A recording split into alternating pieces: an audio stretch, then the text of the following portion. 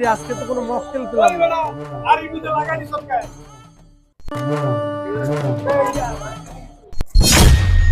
না ভাই ছবি তো উঠাই না ভাই, না না ভাই দুই একটা উঠাই। আজকে কোনো সামনে মকটেল কোন পেলাম না। জায়গায় যায় দেখ আজকে কোনো মকটেল পেলাম না। এই আপু, ছবি উঠেবা? কত করে? এই তো অন্য মানুষের কাছে 10 টাকা নেই, তোমার কাছে 5 টাকা নিব। আচ্ছা ঠিক আছে।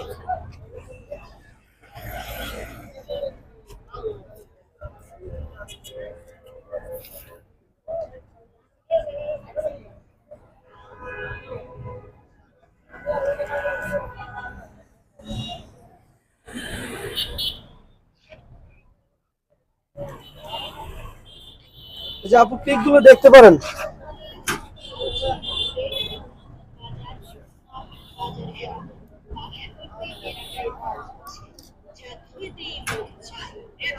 আচ্ছা আপু, এগুলো ঠিক আছে না? সবগুলো পছন্দ হয়েছে না?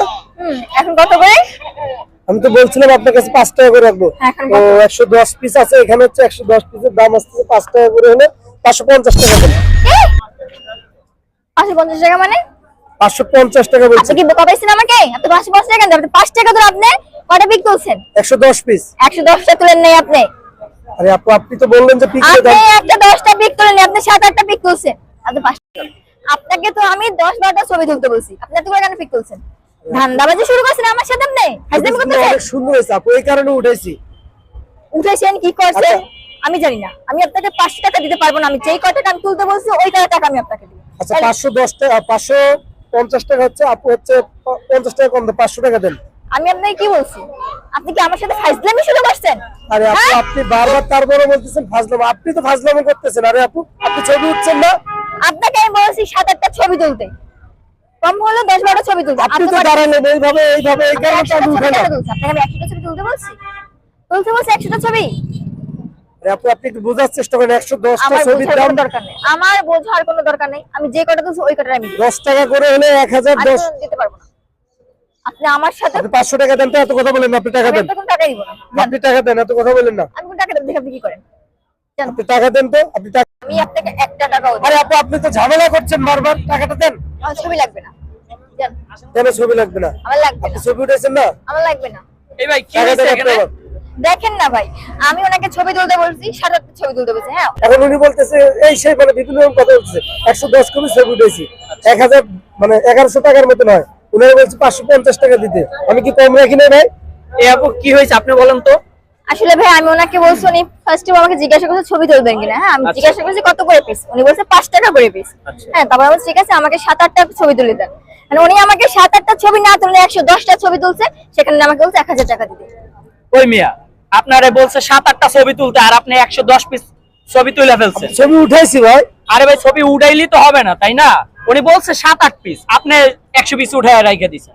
এই আপনাদের মতো কিছু ক্যামেরাম্যানদের জন্য অন্যান্য ক্যামেরাম্যানদের বদনাম হয়, বুঝছেন? এরকম ভুলেও করবেন না। আপনাদের জন্যই, কিছু ক্যামেরাম্যানদের জন্য এই রিসোর্টে মানুষ ঘুরতে আসে শান্তিতে। এখানে একাই বলেন, এখানে কত ক্যামেরাম্যান আছে বলেন, কি রুবেল ভাই ঠিক না?